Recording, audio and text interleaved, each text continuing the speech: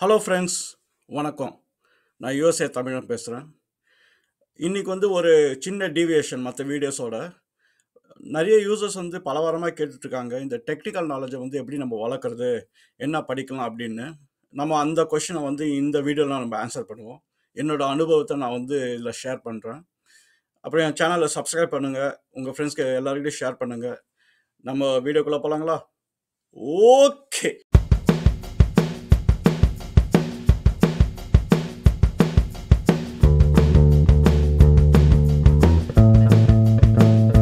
Super. நம்ம வீடியோக்குள்ளே போகலாம்.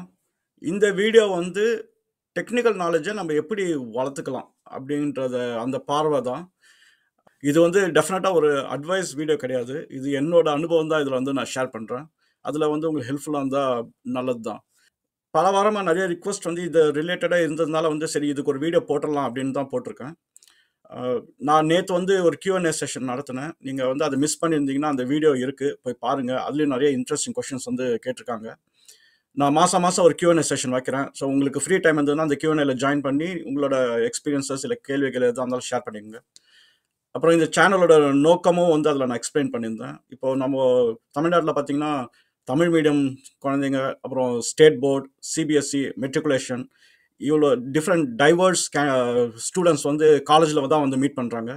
அவங்க மீட் பண்ணும்போது என்னென்னா அந்த நாலேஜ் கேப் நிறைய இருக்குது. ஏன்னா அவங்க என்ன மீடியம்லேருந்து வந்திருக்காங்க அதை பொறுத்து இருக்குது. அவங்களுக்கு எல்லாமே இங்கிலீஷாக இருக்கிறதுனால ஃபஸ்ட்டு அது புரியுறது ஒரு விஷயமாயிடுது. நெக்ஸ்ட் டெக்னிக்கலாக புரியுறது இன்னும் கஷ்டமாயிடுது.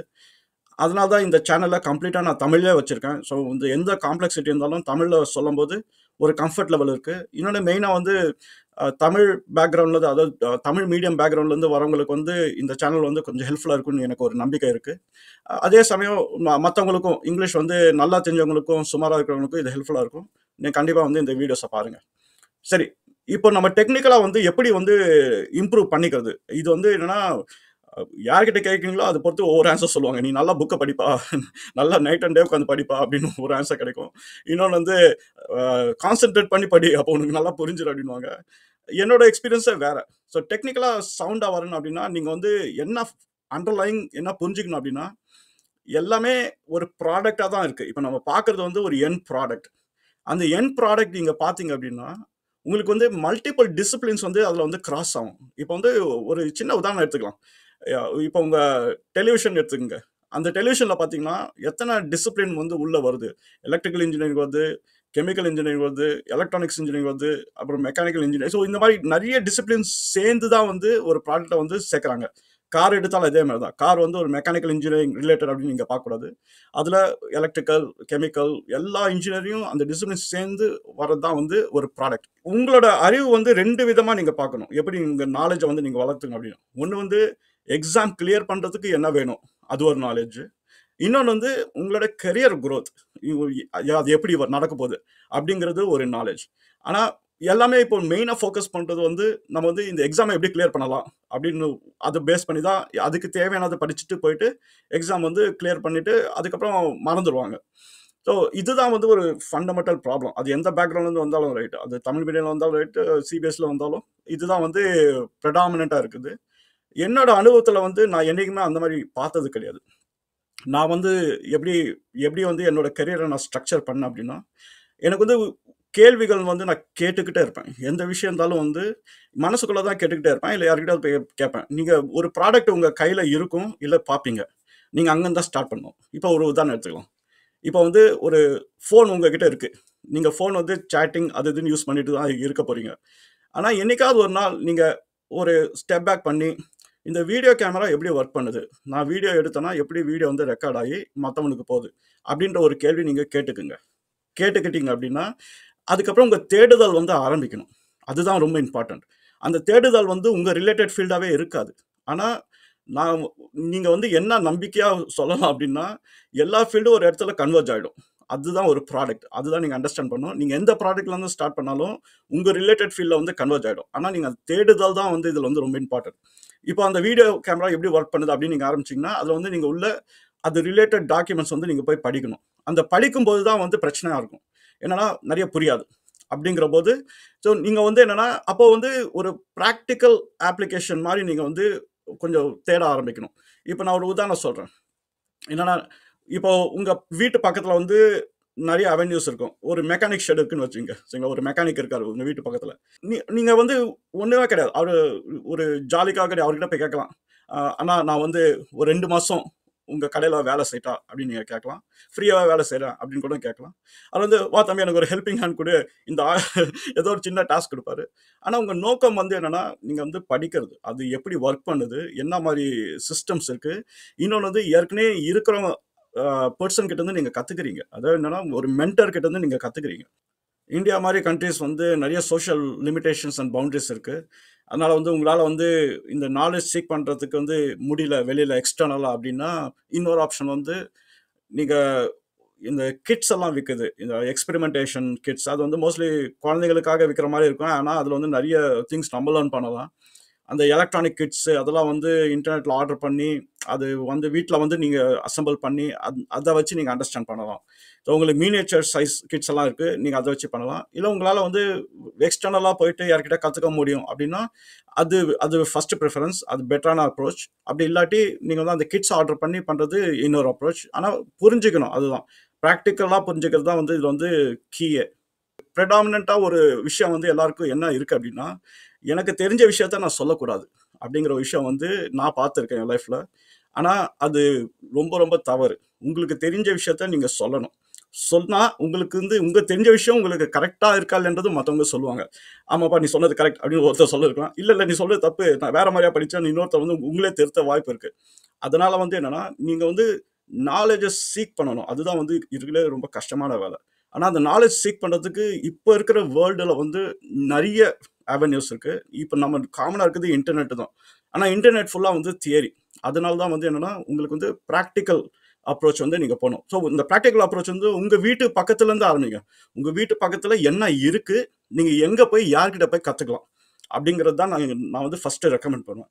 என்னோட டைம்ல வந்து நான் வந்து டிஃபரன்ஸே பார்த்தது கிடையாது. எனக்கு வந்து ஏதாவது இடத்துல கத்துக்க முடியுமா? அப்படின்றது தான் என்னோட நோக்கம் இருந்தது ஒழிய, ஆனா நான் வந்து சரி இதுல வந்து என் சட்டை கரையாகும், நல்ல ட்ரெஸ் அழுக்காயிடும் அந்த மாதிரிலாம் நான் பார்த்தது கிடையாது. ஸோ ஒரு ரெக்கமெண்டேஷன் வந்து நான் என்ன குடுப்பேன் அப்படின்னா, உங்களுக்கு வந்து உங்க கரியர், உங்க ஃபீல்ட் அப்புறம் வந்து ஒரு நாலேட்ஜ் வந்து நீங்க எக்ஸ்பேண்ட் பண்ணணும். அதாவது பிரெத் வைஸ் நீங்க எக்ஸ்பேண்ட் பண்ணணும்னா, நீங்க வந்து ஒரு சம்மந்தம் இல்லாத இடத்துல இருந்து தான் நீங்க ஆரம்பிப்பீங்க யூசுவலா. அது வந்து உங்களுக்கு அன்கம்ஃபர்டபுளா இருக்கும்.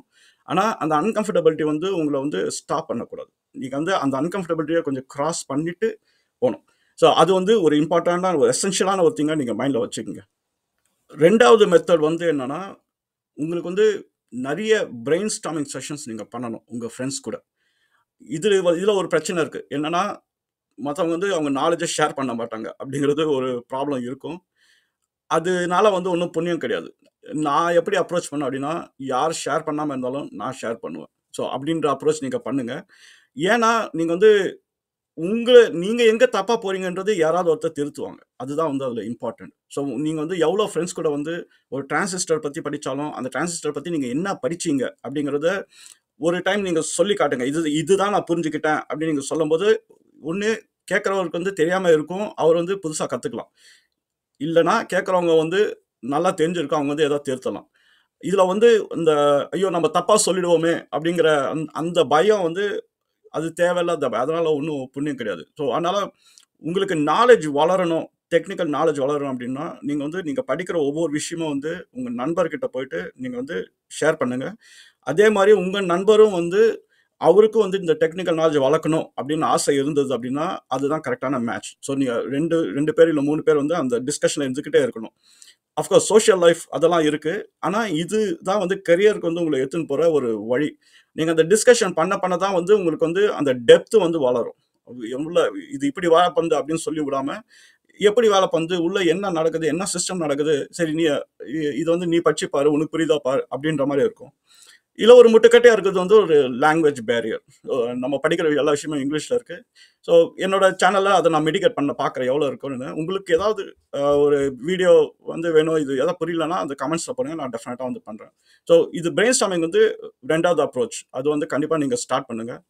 3வது அப்ரோச் வந்து என்னன்னா, உங்களுக்கு வந்து நீங்க எல்லாம் எவ்வளோ முடியுமோ அவ்வளோ ப்ராக்டிக்கல் அப்ரோச் நீங்கள் எடுங்க. நீங்கள் புக்கு தியரி ஒன்று படிப்பீங்க, இன்டர்னல் கம்பஷன் இன்ஜின் ஒன்று படிப்பீங்க. நீங்கள் அந்த இன்டர்னல் கம்பஷன் இன்ஜின் வந்து விஷுவலைஸ் பண்ணுறது ரொம்ப கஷ்டமாக இருக்கும். அப்படிங்கிற போது அது ரிலேட்டட் யாராவது இருந்தால் போய் நீங்கள் வந்து ஏதோ ஒரு ஷாப்பாக இருந்தாலும் நீங்கள் போய் கேளுங்க. ஏன்னா இது வந்து நான் படித்தா எனக்கு புரியல, நீங்கள் கடை வச்சுருக்கீங்க, இது வந்து சொல்லுங்கள் எப்படி எப்படி ஒர்க் பண்ணுது அப்படின்னு. அவங்களோட நாலேஜில் வந்து சொல்ல அது சொல்லாது, தம்பி கார்பரேட்டர் வந்து இப்படி தான் ஒர்க் பண்ணுது, இங்கேருந்து வருது, இப்படி தான் கார்பரேட்டர் ஒர்க் பண்ணுது சொல்லி அவங்க லைவாகவே காமிச்சிருவாங்க. ஸோ நான்லாம் அந்த மாதிரி நிறைய பண்ணியிருக்கேன். நான் யங்கா இருக்கும்போது எங்க எனக்கு புரியாத விஷயத்த போய் ஒருத்தர்கிட்ட கேட்டுருவேன். யாராவது ஒருத்தர் வச்சிருப்பாங்க, கேட்டுருவேன். இதே மாதிரி எலக்ட்ரானிக்ஸ்ல வந்து ஒரு டிரான்சிஸ்டர் ஒர்க் பண்ணல அப்படின்னா, நீங்க ஏதோ எலக்ட்ரானிக் கடைக்கு போனீங்கன்னா யாராவது இருப்பாங்க, அங்க கேட்கலாம், இது எப்படி ஒர்க் பண்ணுது கொஞ்சம் சொல்லுங்கன்னா, அவங்களுக்கு தெரிஞ்சதை அவங்க சொல்லுவாங்க. ஸோ நீங்க வந்து அந்த தேடுதல் தான் இதுல இம்பார்ட்டன்ட். நீங்க வந்து தேடிக்கிட்டே இருக்கணும். உங்களுக்கு தெரியாத விஷயத்த வந்து உங்களுக்கு சாட்டிஸ்ஃபை ஆகுற மாதிரி, சரி இப்படிதான் நடக்குது அப்படின்னு சொல்லி உங்களுக்கு யாராவது ஒரு இன்ஃபர்மேஷன் வச்சிருப்பாங்க. அந்த தேடல்ல இருக்க என்ன ஆகும் அப்படின்னா, ஒரு பாயிண்ட்ல வந்து எல்லா நாலேஜும் தனித்தனியா இருக்கும். ஸோ உங்களுக்கு வந்து இதுல கொஞ்சம் தெரியும், அதுல கொஞ்சம் தெரியும், இந்த மாதிரி இருந்துகிட்டே இருக்கும். ஒரு 2-3 வருஷம் கழிச்சு நீங்க பாத்தீங்கன்னா எல்லாமே கோயின்சைட் ஆக ஆரம்பிச்சிடும். அப்புறம் ஒரு விஷயத்த பார்க்கும்போது உங்களுக்கு எல்லாமே கனெக்ட் ஆகுற மாதிரி ஒரு தாட் ஒன்று வரும்.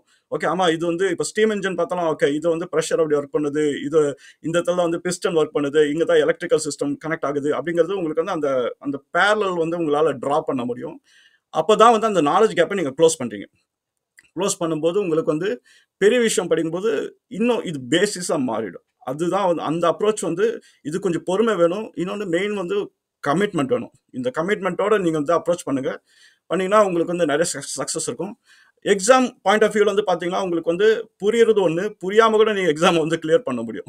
அது அது சாத்தியம். ஏன்னா புக்கில் இருக்குதா நீங்கள் போயிட்டு அப்படியே எழுத போகிறீங்க. புரியாமல் கூட உங்களால் எக்ஸாமை கிளியர் பண்ண முடியும். நல்ல ஸ்கோர் எடுக்க முடியுமா அது கொஸ்டினபிள், ஆனால் எக்ஸாம் கிளியர் பண்ண முடியும். அது வந்து நாலேஜ் வந்து அது ஒரு மாதிரி டெம்பரரி நாலேஜ் தான். ஆனால் உங்களுக்கு கெரியர் வைஸ் நீங்கள் பார்த்தீங்கன்னா உங்களால் வந்து 1 மணி நேரம் ஒரு டாபிக் கொடுத்தா உங்களால் பேச முடியணும். உங்களுக்கு புக்கு எதுவுமே இல்லாமல் ஒரு டாப்பிக்கை வந்து, தம்பி நீ வந்து ஏசி ஜென்ரேட்டர் பற்றி எனக்கு சொல்லுப்பா அப்படின்னா உங்களால் ஒரு 1/2 மணி நேரம் பேசுறது மாதிரி உங்களுக்கு வந்து மைண்டில் வந்து இருக்கணும். அதுதான் வந்து அதில் கீ. இது சாத்தியம்தான். ஏன்னா நான் இதை பண்ணியிருக்கேன். உங்களோட நீங்கள் இப்போ என்ன பண்ணிட்டு இருக்கீங்களோ அந்த ப்ரையாரிட்டைசேஷன் தான் நீங்கள் இப்போ மாற்றி நான் சொன்ன இந்த 3 டெக்னிக் வந்து ரொம்ப ரொம்ப சிம்பிள். ஸோ ஃபஸ்ட்டு வந்து நீங்கள் வந்து நாலேஜ் வந்து சீக் பண்ணணும், அது ஒரு டெக்னிக்கு. செகண்ட் வந்து நீங்கள் வந்து பிரெயின் ஸ்டாம் பண்ணணும். பிரெயின் ஸ்டாம் பண்ணிக்கிட்டே இருக்கணும். இருக்கிறவங்ககிட்ட உங்கள் வீட்டில் வந்து எனக்கு இதுக்கு சம்மந்தம் இல்லை விட்றா அப்படின்னு சொன்னாலும் விடாதீங்க. நீங்கள் பிரெயின் ஸ்டாம் பண்ணிக்கிட்டே இருங்க. யாராவது திருத்துவாங்க உங்களை. 3வது வந்து உங்களுக்கு வந்து ப்ராக்டிக்கல். அந்த ப்ராக்டிக்கல் அப்ளிகேஷன்ஸ் வந்து எங்கே இருக்கோ அதில் போய் நீங்கள் நின்று அண்டர்ஸ்டாண்ட் பண்ணுங்கள். சில டைம் வந்து காசு செலவு பண்ண வேண்டிய சுச்சுவேஷன் இல்லை அப்படின்னா நீங்கள் கடைக்கு போங்க. உங்களால் முடியும் அப்படின்னா இந்த கிட்ஸ் எல்லாம் விற்குது அமேசானில், அந்த கிட்ஸ் எல்லாம் வாங்கி உங்களால் அது பண்ண முடியும். அது ஒரு வழி. சரி, இது வந்து நீங்கள் இந்த அப்ரோச்சில் போனீங்கன்னா எனக்கு நம்பிக்கை இருக்குது, நீங்கள் ஃப்யூச்சரில் வந்து உங்களால் வந்து எந்த விஷயம் கொடுத்தாலும் ஈஸியாக புரிஞ்சிக்க முடியும். இன்னொன்று உங்களுக்கு எல்லாமே தெரிஞ்ச மாதிரியே இருக்கும். அதுதான் வந்து பாயிண்ட். அந்த ஸ்டேஜுக்கு வந்து நீங்கள் சீக்கிரமாகவே ரீச் ஆகிடுவீங்க. ஸோ நான்லாம் கொஞ்சம் லேட்டாக தான் ஸ்டார்ட் பண்ணேன். ஆனால் நீங்கள் வந்து யங் ஏஜ்லேருந்தே நீங்கள் ஸ்டார்ட் பண்ணிட்டீங்கன்னா இது வந்து பழக்கமாயிடும். ஸோ நீங்கள் கேள்வி கேட்டு அதை புரிகிற வரைக்கும் நீங்கள் விடாமல் இருக்கிறது பழக்கமாயிடும். இதில் எந்த லாங்குவேஜாக இருந்தாலும் பரவாயில்ல, நீங்கள் தமிழே பேசினாலும் அது பரவாயில்ல. ஆனால் வந்து டெக்னிக்கல் நாலேஜ் வந்து டெக்னிக்கல் நாலேஜ் தான். அது வந்து யாருமே உங்ககிட்ட இருந்து எடுக்க முடியாது. ஸோ அது வந்து உங்களது தான். ஸோ நீங்கள் சக்ஸஸ்ஃபுல்லாக ஆவீங்கன்னு நம்பிக்கை இருக்குது. நான் அடுத்த வீடியோவில் வந்து நிறைய டெக்னிக்கல் ஸ்டஃப் வந்து போகிறேன். என் சேனலுக்கு சப்ஸ்கிரைப் பண்ணுங்கள், உங்கள் ஃப்ரெண்ட்ஸ் கிட்ட ஷேர் பண்ணுங்கள். பாய்.